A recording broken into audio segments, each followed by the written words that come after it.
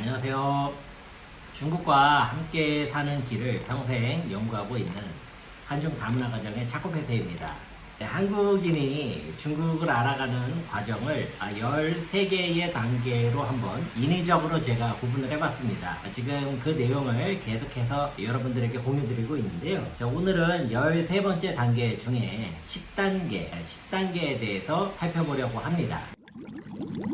10단계는요, 중국 사람과 함께 살기 시작한다 라는 단계입니다. 이 10단계라는 것이 이제 중국 사람과 함께 사는 게 굉장히 여러 가지 경우가 있을 것 같습니다. 가장 대표적인 경우는요, 중국 사람과 결혼을 해가지고 가정을 이루게 되는 거죠. 그런데 여기서 주의를 할 것이, 가정을 이뤄서 사는데 한국에 사시는 경우가 있고 중국에 사시는 경우, 중화권 국가에 사시는 경우 다양하게 있을 것 같습니다. 여기서 제가 좀 말씀드리고 싶은 건 그 가정의 메인 문화나 아니면 관심사가 중국 쪽에 있지 않고 한국에 집중되어 있다면 여기서는 10단계에 해당하는 효과를 누리시기가 좀 어려울 것 같습니다. 10단계는요, 꼭 결혼을 하지 않더라도 중국 사람과 사업 파트너를 하는데 굉장히 이제 친한 관계, 친구를 뛰어넘어서 거의 형제와 같은 그런 관계로 지낸다 라고 해도 굉장히 유사한 효과를 볼 수 있을 거라고 봅니다. 여하튼 10단계에서 굉장히 중요한 거는요, 아침에 눈을 떠서 밤에 눈을 감을 때까지 얼마나 중국 사람의 방식과 시점과 스타일로 내가 시간을 보낼 수 있느냐, 이거를 봐주시면 되겠습니다. 이 10단계에 대해서는요, 제가 봤을 때에는 꼭 한국뿐만이 아니고요, 다른 나라도 이 10단계 이상으로 들어오기가 저는 굉장히 어렵다고 봅니다. 이것은 어떤 개인의 능력에 의한 부분이 아니고요, 인연에 의한 부분이 커요. 그렇기 때문에 이것을 자기가 인위적으로 만들기가 사실상 불가능한 것 같습니다. 또한 인연으로 이것이 됐다고 할지라도 본인이 중국에 대한 관심을 가지고 있지 않는다면 이 역시 여기에서 말하는 유효한 인연이라고 보기는 어렵겠습니다. 일단 중국에서 대부분 한 6개월에서 1년 정도가 지나시면은요, 기본적인 생활이 다 가능해지세요. 그 정상적인 성인이시라면 그건 다 가능하고요. 그 과정에서 기본적인 중국말, 서바이벌 중국말, 그 다음에 중국 사람들에 대한 느낌, 이런 것들을 아시게 됩니다. 자, 그런데 여기에서 10단계에 해당하는 사람들은요, 이 수준이 보통의 한국 사람들이 중국에 대해서 느끼는 것보다 굉장히 더 심도가 있습니다. 이렇게 눈에 딱 벌어질 정도로, 제가 봤을 때는 차이가 날 정도로 그렇게 차이가 많이 납니다. 자, 그렇다면 이 10단계가 도대체 어디에서 뭐가 다르냐, 그거를 한번 말씀을 드려볼게요. 제가 봤을 때 크게 두 가지 영역으로 나눌 수가 있는 것 같은데요. 첫 번째는 언어, 그리고 두 번째는 문화와 관련된 거라고 할 수가 있습니다. 자, 첫 번째로 언어에 대한 내용을 한번 봐보겠습니다. 여기에서 얘기하는 언어란 중국어를 의미합니다. 중국에서 이제 방금 말씀드린 것처럼 6개월에서 한 1년 정도가 지나시면은요, 중국어 실력이 어느 정도 올라오시는 게 사실입니다. 본인이 한국 사람들하고만 지내는 환경이 아니시라면 어느 정도 올라오시는 게 정상입니다. 만약에 그게 안 된다면 본인이 너무 중국 사람들과 접촉을 안 한다는 뜻이겠죠. 자, 그런데 여기서 제가 좀 말씀을 드리고 싶은 게요, 그때 형성되는 중국어 실력이요, 거의 그대로 굳어버립니다. 제가 이제 미국이나 유럽 쪽에서 유학을 했던 분들하고 얘기를 해도 똑같다고 그러시더라고요. 기본적인 생활이 되고 소통이 되잖아요. 언어가 그 이상으로 올라가지가 않습니다. 필요가 없기 때문이죠. 이런 특성 때문에 어떤 사람들이 이제 내가 중국에서 10년 살았다, 30년 살았다 그러면 와, 대단하다 라고 생각할 수가 있는데요. 놀랍게도 언어 수준은, 그러니까 중국어 수준은요, 초기 1년 정도의 상태가 거의 그대로 유지가 되는 경우들이 의외로 많으십니다. 꼭 그러신 건 아니고요. 그러다 보니까 1년 살았던 사람이나 30년 살았던 사람이나 중국어 실력이 비슷한데 30년 산 사람은 굉장히 과도한 자신감이나 자기 신뢰 같은 것이 더 강하실 수가 있으니 오히려 더 위험할 수가 있습니다. 자, 그렇다면은 이 중국어가 왜 중요하냐, 도대체 중국어가 뭐가 그렇게 민감하느냐, 제가 아시는 분 중에 어떤 분이 이제 대기업의 주재원으로 나오셨는데, 나오시기 전에 회사에서 이제 너는 중국말을 못하니까 뭐 안 된다 이런 식으로 했는데, 본인이 이제 나와가지고 보니까 중국말 조금 배워가지고 하니까 다 되더라. 그러니까 중국어가 안 돼서 뭐 못 보낸다 이런 거는 자기가 봤을 땐 말이 안 된다. 그분의 시각으로 봤을 땐 그게 맞을 수가 있습니다. 왜냐하면 사용하는 중국어가 그렇게 어렵지가 않기 때문이거든요. 사용하시는 환경이나 업무적으로 요구가 되는 중국어가 그렇게 높지가 않습니다. 그런데 제가 여기서 10단계부터 말씀드리는 중국어는요, 굉장히 뭐랄까 좀 날카롭고 민감한 그 표현의 어감의 차이를 느끼실 정도를 의미를 합니다. 자, 우리가 고속주행을 많이 하는 스포츠카들에 보면은요, 차 뒤에 날개 같은 것도 붙어 있고, 차 그 앞에 그 헤드라이트 밑에 바람이 통하게 하는 그 에어로다이나믹 설계가 되어 있는데요. 그게 왜 그러냐면, 차가 굉장히 빠른 속도로 가다 보면 바람이 어떻게 이 차를 지나가느냐에 따라서 차의 전체적인 주행에 큰 영향을 주기 때문에 그렇거든요. 굉장히 바람이라는 작은 요인 같은데, 그것이 그렇게 고속주행을 할 때에는 큰 요인이 되더라는 겁니다. 마찬가지로 10단계 이상의 단계에서 중국 사람들, 그리고 중국 사회에서 중국어를 하면서 살아가시는 분들한테는요, 작은 중국어 표현 하나가 굉장히 민감하고 예민하게 다가옵니다. 자, 그런데요, 이런 표현들은 한국에서 아직 그렇게 대중적으로 가르쳐 주기가 쉽지가 않고요, 더불어서 본인도 딱히 배울 수 있는 기회가 그렇게 많지가 않습니다. 제가 아는 바에 따르면 자기가 가진 인연에 자기의 노력이 더해지지 않으면 그렇게까지 올라가는 것은 쉽지 않은 것으로 보입니다. 자, 이러한 배경을 알고 계신 상황에서 이제 어떤 사람이 9단계 정도의 수준을 가졌던 한국 사람이 중국 사람과 아예 같이 생활을 하게 된다. 그러면 어떤 일이 생기냐면요, 본인이 가지고 있던 중국어가 처음부터 전부 다 새롭게 세팅되는 경험을 하게 됩니다. 그러니까 자기가 기존에 알고 있었던 중국어에 대한 이해, 어떤 개념들에 대한 어떤 포지셔닝이 이것이 충분하지 않았구나, 이게 새롭게 발생을 한다는 것이죠. 그럼 그런 내용들을 한번 제가 몇 가지 예시를 통해서 여러분들과 공유해 보겠습니다. 자, 중국말에 그 바이라는 게 있어요. 흰 백자입니다. 바이. 그래서 보통 이제 한국에서 처음 중국어를 배우면은요, 이 바이라는 말이 들어가면은 이게 이제 괜히, 헛되이 이런 뜻으로 이제 많이 쓰입니다. 예를 들어서 안 가도 되는데 한번 갔다 왔다. 야, 我白去了一趟. 이런 식으로 얘기를 하는 거예요. 안 가도 되는데 괜히 갔다는 거죠. 그러니까 이 바이라는 말이 이런 뜻으로 많이 쓰이는데, 제가 예를 들어서 이런 말이 있다는 거예요. 화장품을 받았는데 이 사람이 我白收了化妆品야, 이렇게 얘기를 한번 했다고 해볼게요. 그러면 화장품을 안 받아도 되는데 억지로 받았다는 건가? 괜히 받았다는 건가? 이런 식으로 해석을 하면서 이제 착각이 발생할 수가 있거든요. 근데 이것은 이 바이라는 글자가 가지고 있는 또 다른 뜻이 있습니다. 자, 이 뜻은 뭐냐면요, 공짜로라는 뜻이 있어요.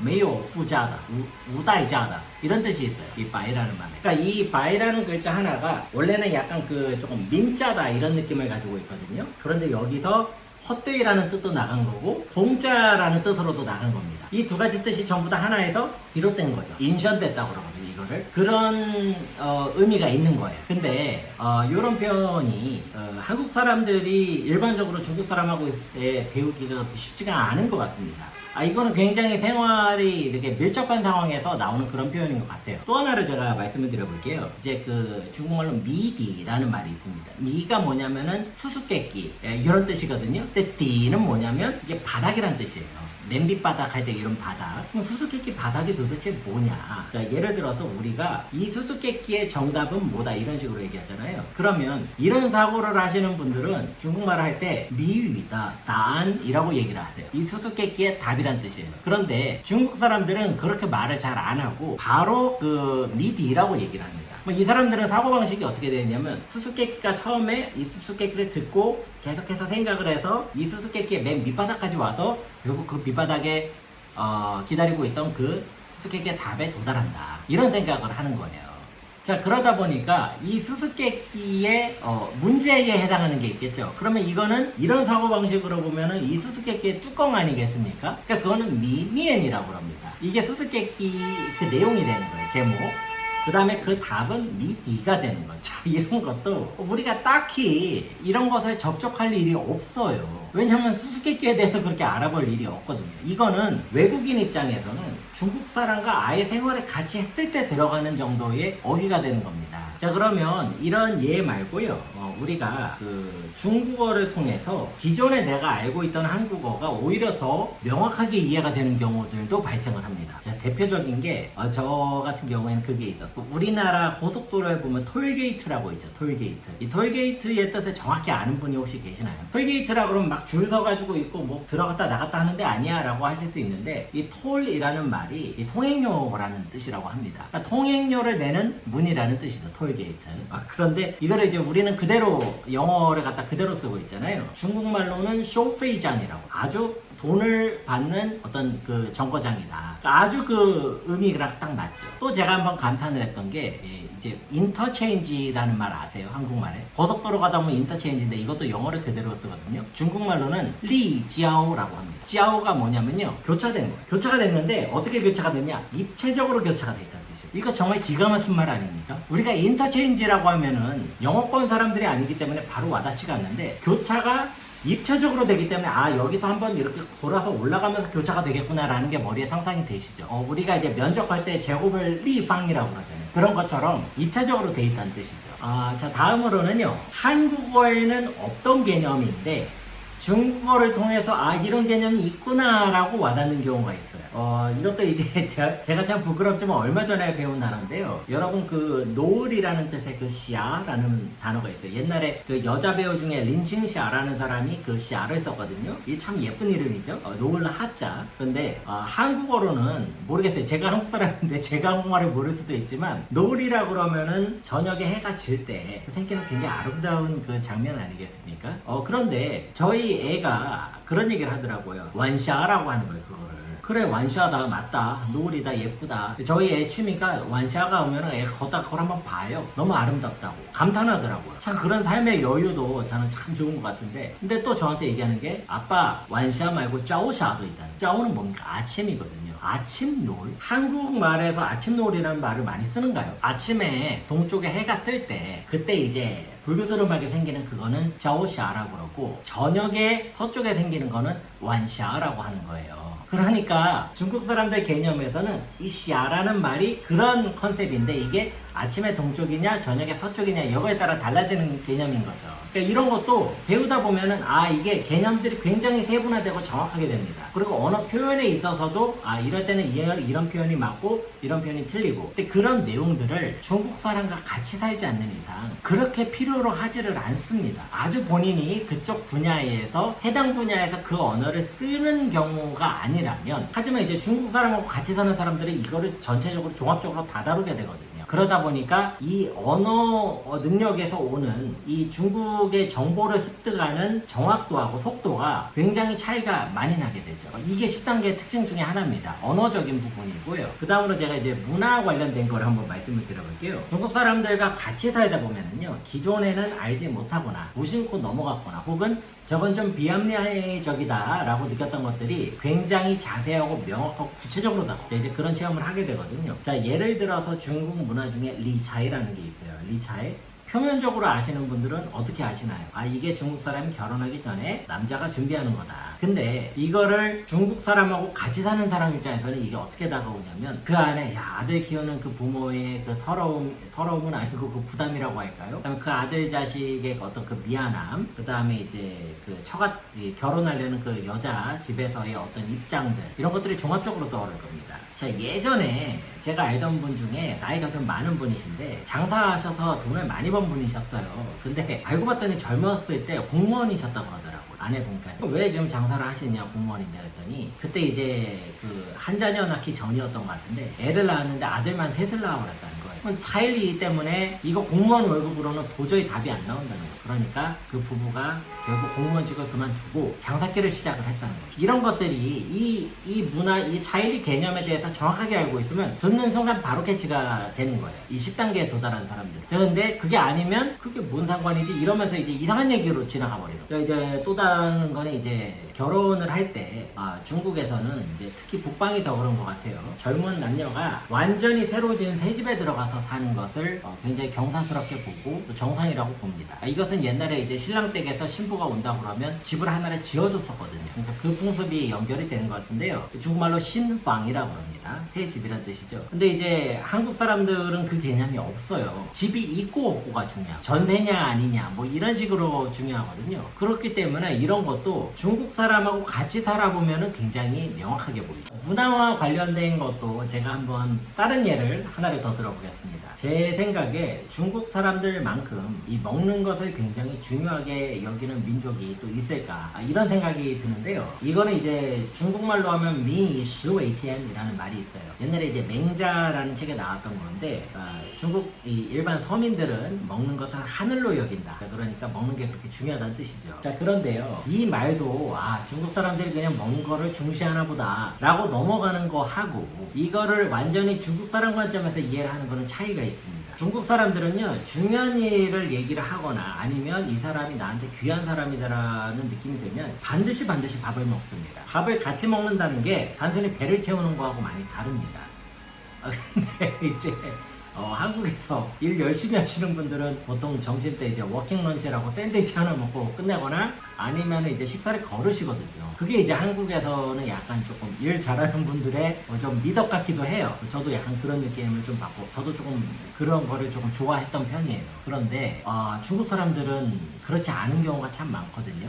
혹은 이제 회의를 하다가 비즈니스 미팅을 하는데 잘 안 풀릴 때가 있어요. 그러면 중국 사람들이 자주 하는 말 중에 하나가 그러면 우리 식당에 가서 얘기하자. 자, 그 얘기는 뭡니까? 식사를 하면서 계속 얘기하자. 좀 더 새로운 분위기에서 다른 각도를 찾아서 서로가 윈윈할 수 있는 방향을 찾아보자. 자, 그러면 이제 한국 사람들이 뭐라 그럽니까? 밥은 나중에 먹고 일단 문제부터 해결을 하자. 자, 이 얘기는 뭡니까? 나는 너랑 밥을 먹고 싶지 않다. 밥이 너희한테 얼마나, 밥은 너무너무 중요한 거고 같이 먹는 건 이제 친구로서 대접을 한다 이런 건데 나 그거 필요 없다.